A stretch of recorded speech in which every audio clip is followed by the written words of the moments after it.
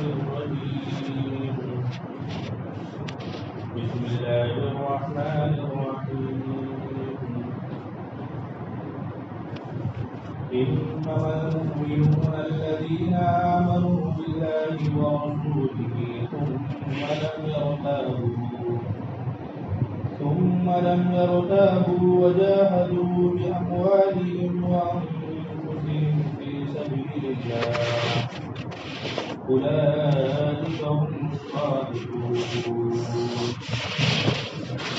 صدق الله العظيم. سامعین کرام، تذکرہ چل رہا تھا قبیلہ اسد کے لوگوں کا کہ وہ لوگ نبی اکرم صلی اللہ علیہ وسلم کے پاس صدقات کی رقم حاصل کرنے کے لیے آئے تھے اور انہوں نے یہ ظاہر کیا تھا کہ ہم ایمان والے ہیں. اللہ رب العزت نے ان کی تردید کی کہ یہ لوگ حقیقتاً ایمان والے نہیں ہیں، بلکہ انہوں نے صرف اتنا کہا کہ اپنے آپ کو نبی اکرم صلی اللہ علیہ وسلم آپ کے سامنے اپنے آپ کو انہوں نے جھکا دیا، بس اتنا ہی ہے. حقیقت میں یہ لوگ ایمان والے نہیں. تو اللہ تبارک و تعالی نے ان کی تنبیہ فرمائی ہے کہ صرف زبانی دعوی اسلام کرنے سے حقیقت میں اسلام میں داخل انسان نہیں ہوتا، یا صرف زبانی دعویٰ کرنے سے ایمان کا حقیقت میں ایمان میں داخل نہیں ہوتا. حقیقت میں اسلام میں داخل وہ ہوتا ہے جو اسلامی تمام تعلیمات کو صدق دل سے، دل کی گہرائی سے اس کو یقین کرے اور اس کو مانے اور اس پر عمل کرنے کی فکر کرے، تو وہ جا کے کامل ایمان والا ہوتا ہے. میں نے ابھی جو آپ حضرات کے سامنے آیت مبارکہ پڑھی ہے، اس آیت میں اللہ تبارک و تعالی یہی بتا رہے ہیں کہ جو یہ قبیلہ اسد کے لوگوں نے دعویٰ کیا اس طرح کا ایمان معتبر نہیں ہے، بلکہ اصل میں ایمان والے کون کہلانے کے لائق ہیں، ایمان والے کون ہوں گے. تو آیت میں اللہ تبارک و تعالی نے فرمایا حقیقت میں ایمان لانے والے مومن وہی لوگ ہیں جو اللہ اور اس کے رسول پر صدق دل سے، سچائی کے ساتھ دل سے مانے، اللہ پر، اللہ کی ذات پر، اللہ کے صفات پر پورے طور پر یقین ہو کہ اللہ ایک ہے، اس کے سوا کوئی معبود نہیں. اللہ تبارک و تعالیٰ کی جتنے بھی نام ہیں، 99 نام تقریباً صفاتی نام ہے، ان تمام باتوں پر اللہ تبارک و تعالیٰ پر کیا رکھے؟ ایمان رکھے. صدق دل سے اللہ کو ایک مانے، اللہ کے سامنے اپنے آپ کو جھکائے اور ہر چیز کے ہونے کا یقین صرف اللہ کی ذات سے رکھے اور کسی سے نہ رکھے. دل میں یقین ہو اور رسول پر اچھی طریقے سے ایمان لائے کہ یہ جو رسول ہیں منزل من اللہ، یعنی اللہ کی طرف سے، منزل من اللہ نہیں، یعنی اللہ کے رسول ہیں، اللہ کی طرف سے بھیجے ہوئے ہیں.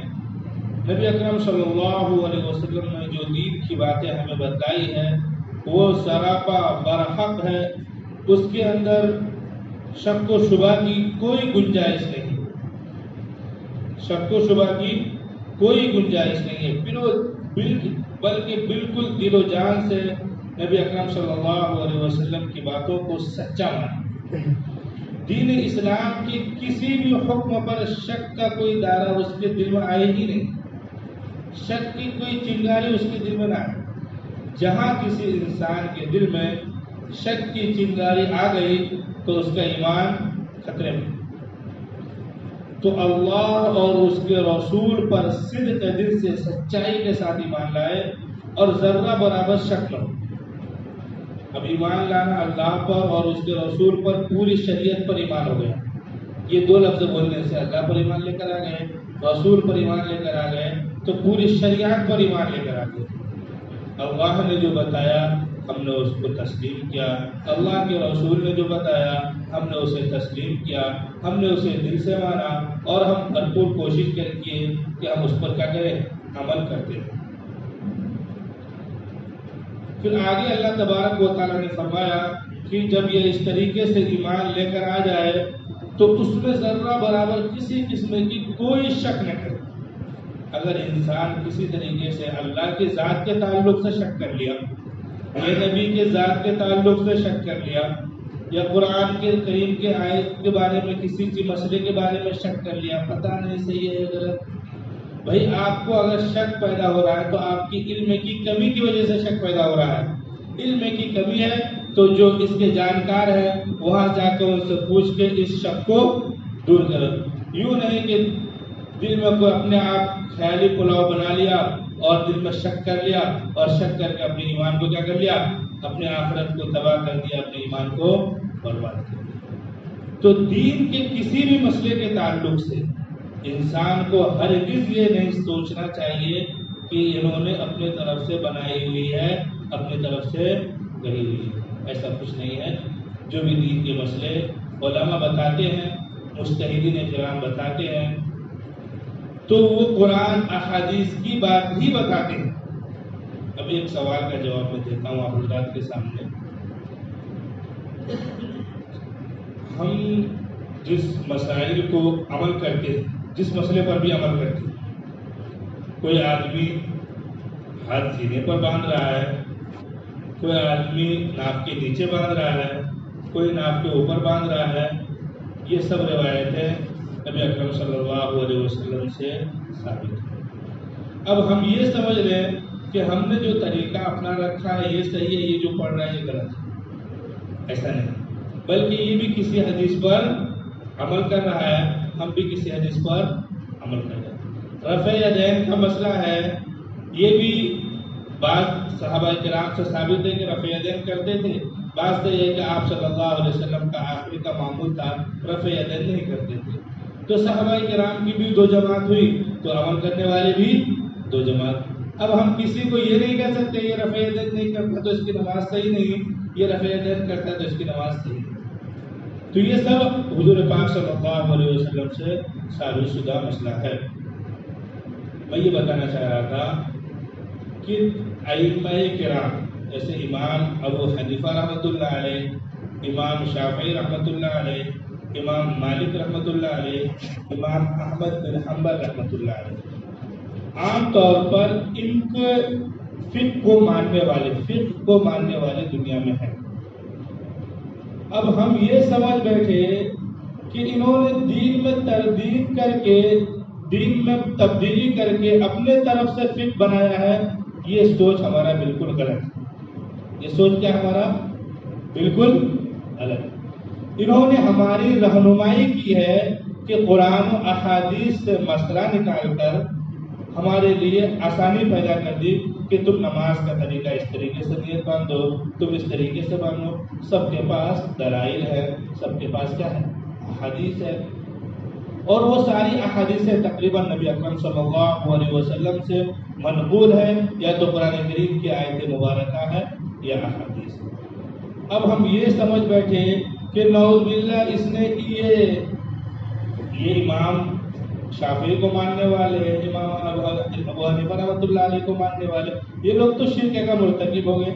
بھائی شرک کا مرتکب نہیں ہے، یہ در حقیقت اللہ اور اس کے رسول کی ہی اطاعت ہے، بلکہ انہوں نے امام اس لیے ان کو کہا گیا کہ انہوں نے قرآن و احادیث سے مسئلہ نکال کر عام آدمی کی سہولت کے لیے لکھ دی ہے۔ تو عام آدمی، ہر آدمی کے اندر یہ صلاحیت، یہ قابلیت نہیں ہوتی ہے کہ وہ براہ راست خود قرآن پڑھ کے مسئلہ نکال کر اس پر عمل کر لے، براہ راست احادیث پڑھ کے اس سے مسئلہ نکال کر عمل کر لے۔ ہر آدمی کے اندر اتنی طاقت ہو جاتی ہے، اتنی صلاحیت ہوتی ہے، اتنی استعداد ہوتی ہے؟ نہیں ہوتی ہے۔ تو ان حضرات نے ہماری رہنمائی کی ہے، ان حضرات نے ہماری رہنمائی کی ہے۔ جو لوگ اس تقلید پر عمل کرنے والے ہیں وہ شرک کا مرتکب نہیں ہے، یہ غلط فہمی پھیلی ہوئی ہے اور پھیلائی جاتی ہے جو سراسر غلط ہے۔ ان کی تقلید در حقیقت اللہ اور اس کے رسول کی ہی اطاعت ہے، کیونکہ یہ اپنے طرف سے کوئی بات نہیں بتائے اپنے طرف سے، بلکہ ان حضرات نے یہ اپنی کتابوں میں لکھ دیا کہ اگر ہماری کوئی بات قرآن کے کسی آیت کے خلاف ہو، احادیث کے کتاب کے کسی حدیث کے خلاف ہماری کوئی بات ہو تو وہ ہماری بات قابل مردود ہے، قابل رد۔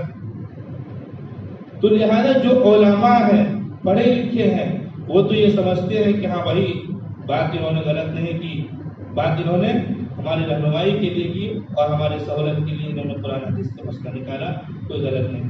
عام پبلک کے اندر یہ پھیلا دینا کہ یہ تقلید کرنے والے اللہ کو نہیں مانتے ہیں یا رسول کو نہیں مانتے ہیں، یہ تو دوسرے کو مانتے ہیں، یہ سراسر غلط اور بے بنیاد باتیں پھیلائی جاتی ہے۔ اس طریقے سے باتوں کو نہیں پھیلانا چاہیے۔ اس طریقے سے کرنے سے کیا ہوتا ہے، لوگوں کے دلوں میں شک و شبہ پیدا ہوں گے۔ جب لوگوں کے دلوں میں شک و شبہ پیدا ہوگا کسی مسئلے کے تعلق سے تو اس کا ایمان خطرے میں ہے۔ رسول کی بات کا کسی انکار کر دیا یا کسی مسئلے کے تعلق سے اس کے بارے میں دل میں شک ہو گیا تو در حقیقت شک آ گیا تو ایمان خطرے میں ہے۔ تو اللہ تبارک و تعالیٰ نے فرمایا اصل میں ایمان والے لوگ وہ ہیں جو اللہ اور اس کے رسول پر صدق دل سے ایمان لائے، پھر ذرہ برابر وہ شک نہ کرے۔ کیا کرے؟ دین میں شک نہ کرے، یعنی اللہ کے بارے میں شک نہ کرے، رسول کے بارے میں شک نہ کرے، رسول نے جو تعلیمات دی ہے اس کے بارے میں شک نہ کرے۔ شک کریں گے تو ایمان چلا گیا۔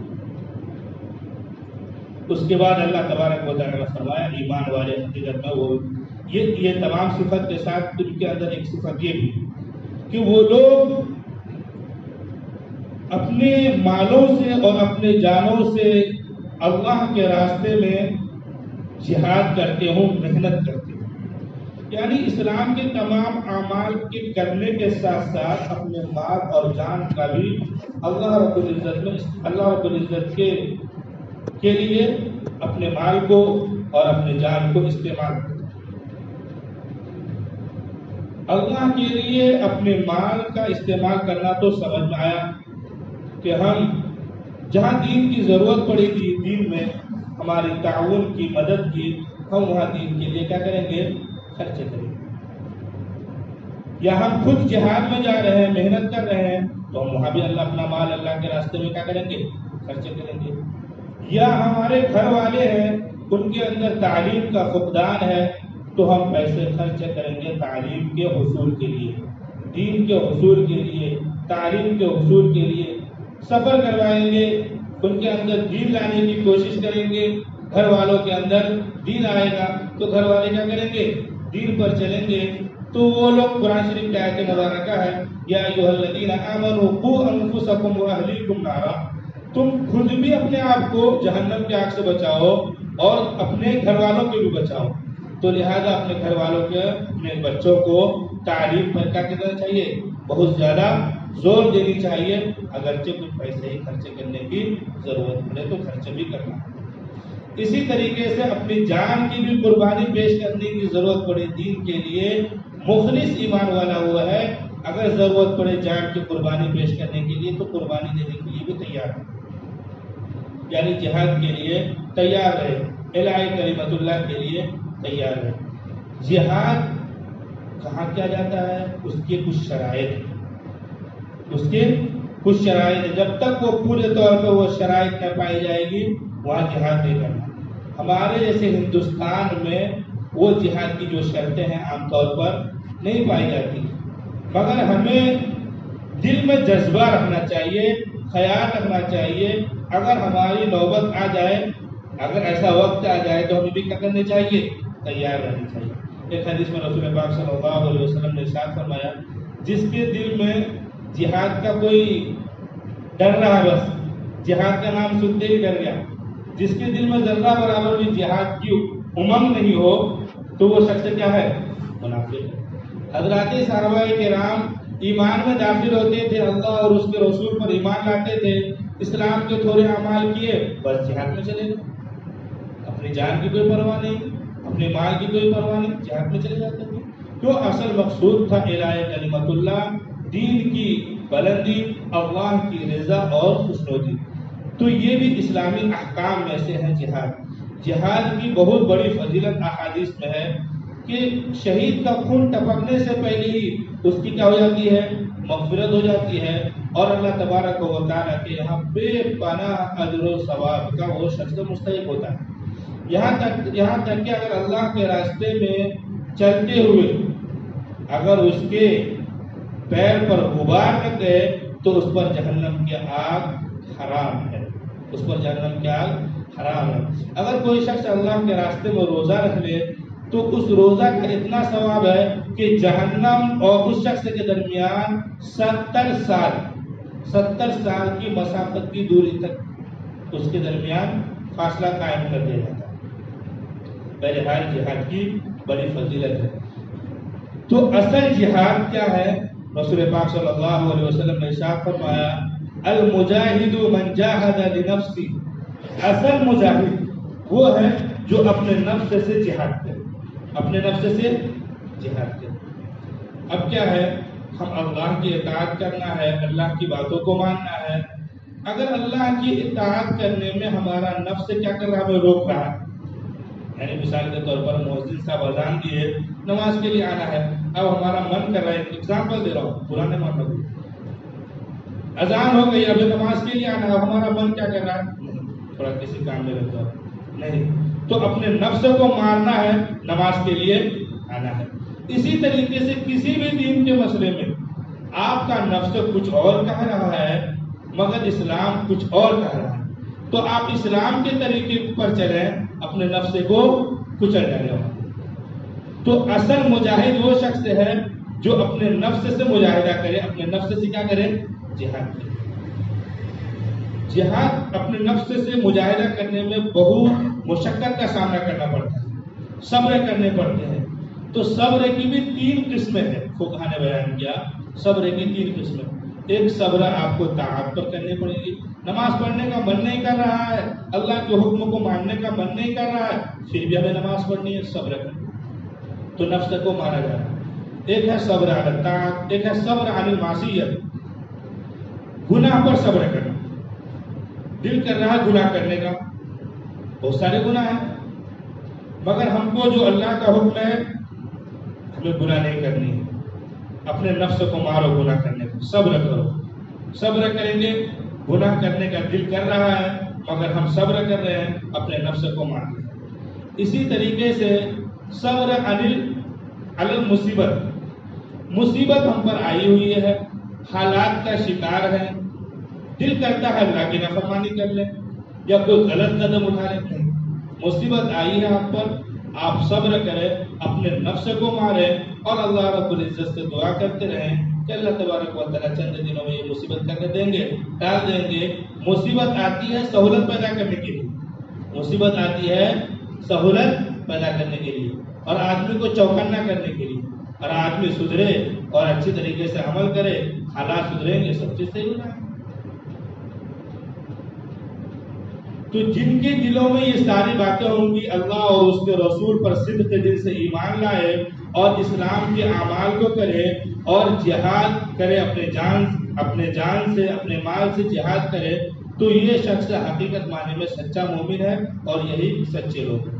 دیکھیے انما المؤمنون الذين آمنوا بالله ورسوله، حقیقت میں ایمان والے لوگ وہ ہیں جو اللہ اور اس کے رسول پر ایمان لائے، ثم لم يرتابوا، پھر وہ شک نہ کرے، وجاہدوا باموالہم وانفسہم فی سبیل اللہ، اور وہ اپنے مالوں اور اپنے جانوں کے ذریعے اللہ کے راستے میں محنت کرے، اللہ کے راستے میں محنت کرے۔